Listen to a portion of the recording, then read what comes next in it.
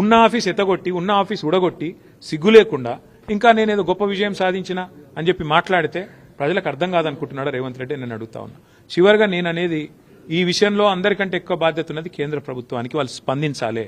ఇట్లా ఇష్టం వచ్చినట్టు చంద్రబాబు ఆడిచ్చినట్టు ఆడతామని కేంద్రము రేవంత్ రెడ్డి తల ఊపితే ఇక మిగతా సంగతి తెలంగాణ ప్రజలు చూసుకుంటారు. బీజేపీ సంగతి, కాంగ్రెస్ సంగతి తెలంగాణ ప్రజలు చూసుకుంటారు. పనిచేసిండు కృష్ణా బోర్డును అప్పచెప్పుడా? పనిచేసుడంటే కృష్ణా బోర్డును ఆంధ్రాకు తరలించుడా? లేదా గోదావరి మిగులు జలాల్లో మరి లేని హక్కును ఆంధ్రాకు దారాదత్తం చేయడం ఏంది పని? లేకపోతే ఆంధ్ర ప్రాజెక్టులకు ఆనాడు ప్రతిపాదిస్తూ తెలంగాణ ప్రాజెక్టులను వ్యతిరేకిస్తూ ఎవరైతే ఉత్తరాలు రాసిండో ఆయన తీసుకొచ్చి సాగునీటి సలహాదారుగా పెట్టడమా?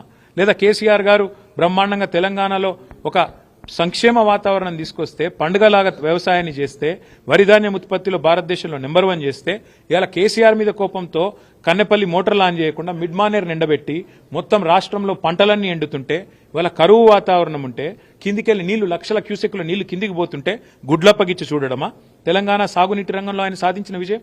గోదావరిలో ఈరోజు బ్రహ్మాండంగా మోటార్ లాంచ్ చేస్తే కన్నెపల్లిలో ఏ కరువు ఛాయలు లేకుండా ఇలా నారుమల్లు పోసుకున్న రైతులు ఎదురు చూస్తున్నారు. ఎప్పుడు వాన పడుతుంది?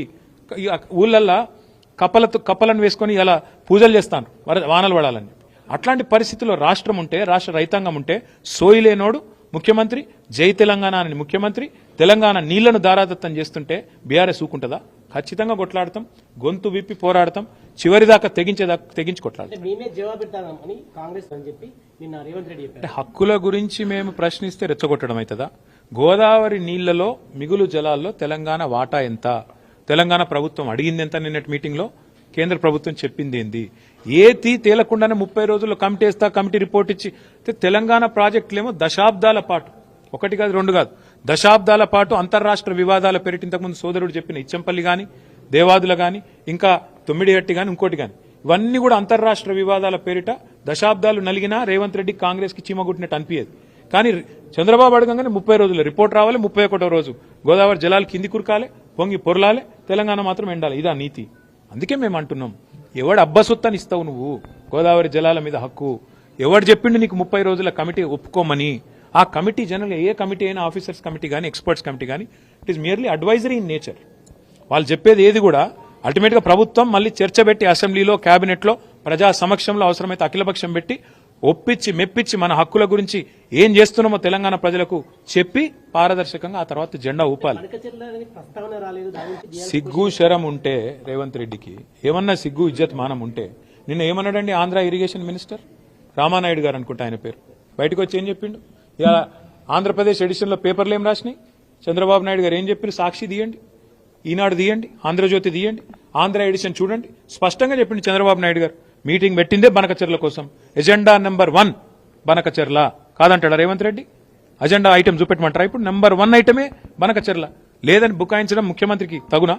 నిమ్మల రామానాయుడు గారు బయటకు వచ్చి చెప్పినారు, ఆంధ్ర ఇరిగేషన్ మంత్రి గారు, మేము అడిగినాం బనకచెర్ల గురించి, రేవంత్ రెడ్డి ఒప్పుకున్నాడు, కమిటీ వేసినాం, 30 రోజుల్లో ఓడిచిపోతుంది, 31వ రోజు మా శిష్యుడే కాబట్టి ఆడిచ్చినట్టు ఆడతాడు, ఆయన జుట్టు మా చేతులుంది, ఓటుకు నోటు కేసు ఇంకా ఉన్నది, కాబట్టి ఏమన్నా చేస్తాం అని ఫుట్బాల్ ఆడుతున్నారు. చంద్రబాబు కోవట్ను పెట్టుకుని ఇలా తెలంగాణ ప్రజల ప్రయోజనాలు, తెలంగాణ రైతుల ప్రయోజనాల పట్ల శాశ్వతంగా విద్రోహం చేసే ప్రయత్నం చేస్తున్నారు. అర్థం కాదు ఏముంది ఇలా. నిజం చెప్తున్నారు మీరు అనుకుంటుర్రా? పొరపాటున రేవంత్ రెడ్డికి శాపం ఉన్నది. నిజం చెప్తే తల 1000 ముక్కలు అవుతుందట. ఎన్ని నిజాలు చెప్పిండండి రేవంత్ రెడ్డి? యాద్ చేసుకోండి మీరు. రుణమాఫీ చేస్తా అన్నాడు December 9 అయిపోయిందా రుణమాఫీ? 2500 ఇస్తా అన్నాడు మహిళలకు, ఇచ్చేసిండా? 6 గ్యారెంటీలు అమలైనాయా? 4000 పెన్షన్లు అయిపోయినాయా? సోనియమ్మ పంపుతుందన్నాడు తులం బంగారం వచ్చిందా? స్కూటీలు వచ్చినాయా? ఏదొచ్చింది ఒకటి చెప్పండి నాకు. రేవంత్ రెడ్డి సాధించిన విజయాలు ఒకటి చెప్పండి. స్థానిక సంస్థల ఎన్నికలకు సంబంధించి 42% రిజర్వేషన్ ప్రజల్లోకి.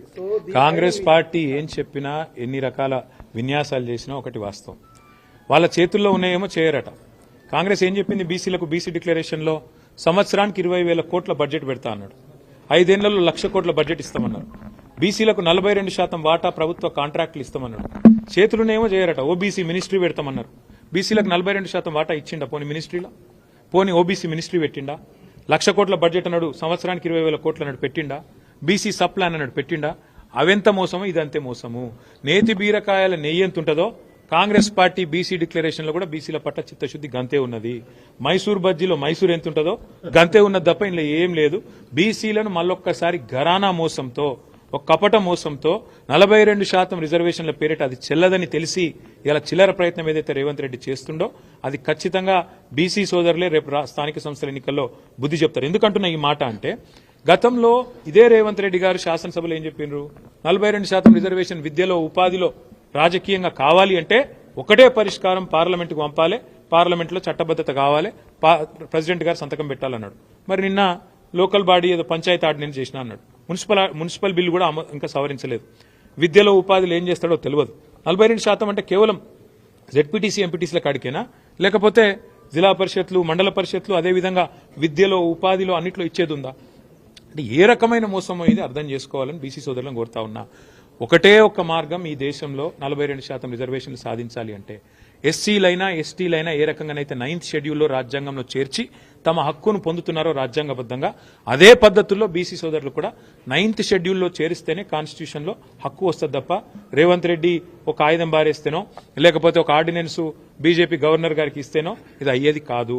9th షెడ్యూల్లో చేరిస్తే తప్ప పరిష్కారం రాదని నేను చెప్పడం కాదు, జస్టిస్ ఈశ్వరయ్య గౌడ్ గారు లాంటి పెద్ద మనుషులు చెప్తా ఉన్నారు, చిరంజీవులు గారు లాంటి రిటైర్డ్ ఐఏఎస్ అధికారులు చెప్తా ఉన్నారు. రాజకీయం కోసం రాజకీయం చేయడం వేరు బ్రదర్. మేము కూడా గతంలో ఇదే పద్ధతుల్లో పార్లమెంటుకు ప్రెసిడెంట్ గారికి పంపాం. 37% రిజర్వేషన్ బలహీన వర్గాలకు ఇవ్వాలని మేము పంపినాం. మా ప్రభుత్వం ఉన్నప్పుడు కేసీఆర్ గారి నాయకత్వంలో ప్రెసిడెంట్ గారు సంతకం పెట్టలేదు, బీజేపీకి ఇష్టం లేదు. వాస్తవం ఏంది,